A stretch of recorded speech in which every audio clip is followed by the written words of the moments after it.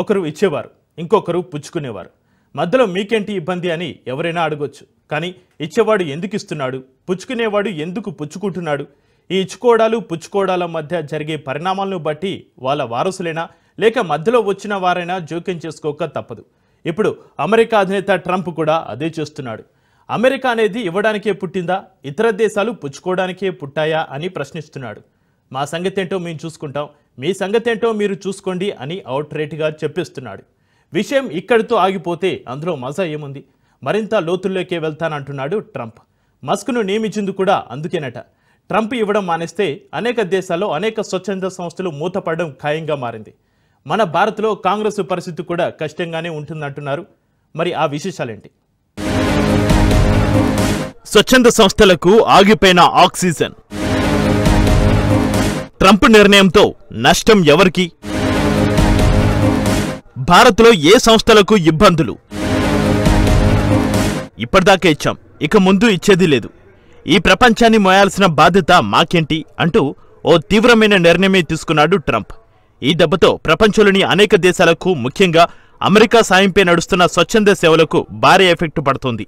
దీంతో డబ్బులు వస్తే గానీ ముందుకు కదలేని సంస్థలు ఇకపై సేవలు కొనసాగించడం దాదాపు అసంభవంగా మారింది. ప్రపంచాన్ని పీడిస్తున్న ఎయిడ్స్, మలేరియా వంటి రోగాలతో పాటు అనేక పేద దేశాల ప్రజలకు ఆహార ధాన్యాల సరఫరా, విద్య, ఆర్థిక ఎదుగుదల కోసం అనేక శిక్షణ కార్యక్రమాల నిర్వహణ, పర్యావరణ సంరక్షణ కోసం చేస్తున్న కార్యక్రమాలు, మానవతా సాయం వంటి పథకాలకు అమెరికా భారీగా నిధులు కేటాయిస్తోంది.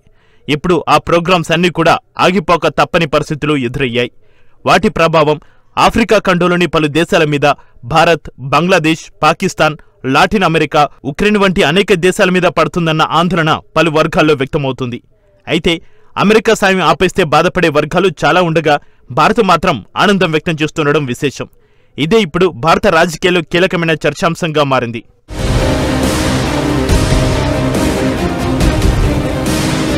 అమెరికాలో ప్రభుత్వం మారిపోయాక ఇప్పుడు ప్రపంచ రాజకీయాలే మారిపోయే సమయం వచ్చిందన్న వ్యాఖ్యలు వినిపిస్తున్నాయి. ట్రంప్ తీసుకున్న నిర్ణయాల్లో WHO నుంచి వైదొలగడం, ఐక్యరాజ్య సమితి నిర్వహిస్తున్న అనేక సంస్థలకు నిధులు ఆపేయడం చాలా కీలకంగా మారుతున్నాయి. అదే అంశం మీద పార్లమెంటులోనూ ఘాటైన చర్చ జరిగింది. ట్రంప్ తీసుకున్న నిర్ణయాన్ని బీజేపీ ఎంపీలు సమర్థిస్తుండగా కాంగ్రెస్ ఆధ్వర్యంలోని ఎన్డీ వంటి విపక్షాల గుండెల్లో గుబ్బులు పుట్టిస్తున్నాయి. USAID అంటే United states agency for international development పేరుతో అమెరికా పాలకులు 1961 నుంచే ప్రపంచాన్ని ఉద్ధరించే పేరుతో భారీగా ఫండ్స్ కేటాయిస్తున్నారు. అయితే ట్రంప్ మొదటిసారి వచ్చినప్పుడే ఫండ్స్ ఆపేసే నిర్ణయం తీసుకున్నా ఆ తర్వాత వచ్చిన బైడెన్ మరింత అధికంగా ఫండ్స్ ఇస్తూ వస్తున్నారు. ఈ క్రమంలోనే USAID జార్జ్ సోరెస్కు 5,000 కోట్లు కేటాయించిందని ట్రంప్ అడ్మినిస్ట్రేషన్ బయటపెట్టింది. జార్జ్ సోరెస్కు చెందిన ఓపెన్ సొసైటీ ఫౌండేషన్ OSFకు భారీగా నిధులు కేటాయించారట. OSFను 1993లో జార్జ్ సోరెస్ స్థాపించారు. ప్రపంచవ్యాప్తంగా ప్రజాస్వామ్య పరిరక్షణ, హక్కుల పోరాటాలు, పారదర్శకత, మానవ హక్కుల పరిరక్షణ కోసం పనిచేస్తున్నట్టుగా పెద్ద కలరింగ్ ఇచ్చారు. అమెరికా ఆధ్వర్యంలో నడుస్తున్న సంస్థలు ప్రపంచవ్యాప్తంగా దాదాపు 100 దేశాల్లో పనిచేస్తున్నాయి. ఈ క్రమంలోనే జార్జ్ సోరెస్ సంస్థ నుంచి రాజీవ్ గాంధీ ఫౌండేషన్కు పెద్ద మొత్తంలో నిధులు అందాయని బీజేపీ ఆరోపిస్తోంది.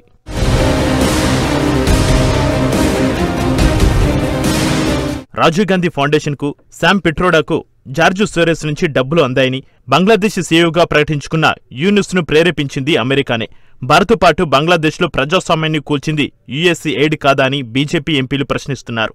ప్రజాస్వామ్య పరిరక్షణ పేరిట భారత్ను ముక్కలు చేయడానికి కేటాయించిన నిధులను రాజీవ్ గాంధీ ఫౌండేషన్, శామ్ పిట్రోడా నడిపిస్తున్న సంస్థలు ఎందుకు అందుకున్నాయో విచారణ జరిపించాలనే డిమాండ్ బలంగా ముందుకొస్తోంది.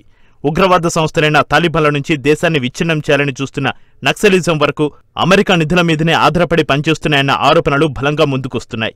ప్రపంచవ్యాప్తంగా పనిచేస్తున్న హెల్పింగ్ హెడ్స్, ఫలాహే ఇన్సానియత్, అల్ ఖిద్మత్ వంటి ఉగ్రవాద సంస్థలను ఏరి పారేయాలనే డిమాండ్తో అమెరికాలో మొదలై ఇప్పుడు భారత్లో బలపడుతుంది.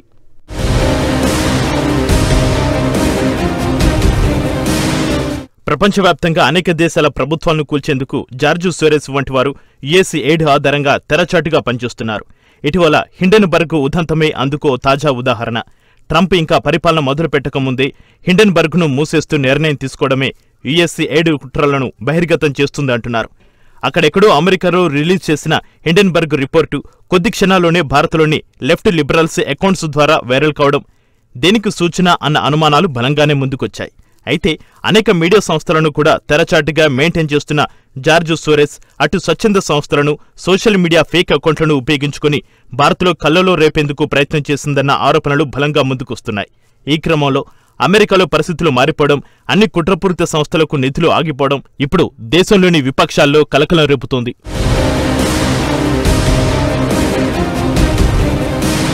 పౌర హక్కులు, ప్రజాస్వామ్య పరిరక్షణ, అనేక పేర్లతో వచ్చే వినియోగదారుల ఫోరమ్స్ వంటివన్నీ చాప కింద నీరులో అమెరికా నిధులతో పనిచేస్తున్నవే అన్న అనుమానాలు చాలా కాలంగా ఉన్నాయి. ఇప్పుడు వాటికి బ్రేకులు పడే టైం వచ్చింది అంటున్నారు.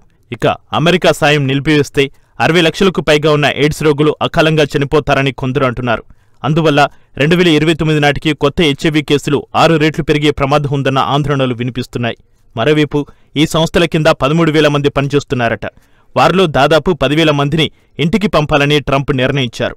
మిగిలిన వారిని ఫిల్టర్ చేసే క్రమంలో సెలవులపై పంపుతున్నారట. మరోవైపు అసలు వారంతా ఉద్యోగులా లేక కుట్రలో భాగస్వాములా అనే అభిప్రాయాలు కూడా వినిపిస్తున్నాయి.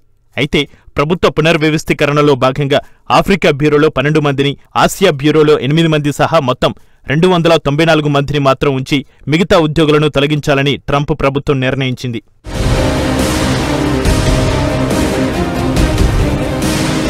ఇక రెండోసారి గద్దెనెక్కిన ట్రంప్ తన స్టైల్ పాలన మొదలుపెట్టారు. ఈసారి ఆయన టీంలో ప్రపంచ కుబేరుడు ఎలన్ మస్క్ యాడ్ అవడంతో వ్యవహారం మరింతగా ముదిరింది. తనపై ఎన్ని విమర్శలు వచ్చినా మస్క్ మార్క్ ఆర్థిక వ్యవస్థ కావాల్సిందేనని ట్రంప్ ఏరుకోరి మస్క్ను ఎంచుకున్నారు. దీంతో ఇప్పటివరకు అమెరికా ట్యాక్సీ పేర్ల డబ్బు ఏ విధంగా దారిమళ్లింది, ఏ కార్యకలాపాలకు వినియోగించారు, ఏ రూట్లలో డాలర్లు కుమ్మరించారు అనే వివరాలను తొవ్వితీస్తున్నారు. అంతేకాకుండా అమెరికా నుంచి రుణాల రూపంలో డబ్బు ఎవరికి ముట్టింది, ఆయా కంపెనీల్లో లేదా వెంచర్లలో ఎవరు భాగస్వాములు అనే వివరాలపైన ట్రంప్ ఫోకస్ చేశాడు. ఇప్పటివరకు అందుతున్న సమాచారాన్ని బట్టి రుణాలు పొందిన వారిలో బడా కంపెనీలే ఎక్కువగా ఉన్నట్టుగా తెలుస్తోంది. వారందరిపైన ఇప్పుడు ఆరా తీస్తున్నారు. అలాంటి వారిలో అనేక మంది సెలబ్రిటీలు కూడా ఉన్నారని గుర్తించారు. ఇలా 360 డిగ్రీస్లో అమెరికా నిధులపై ఇప్పుడు ఆపరేషన్ మొదలైంది.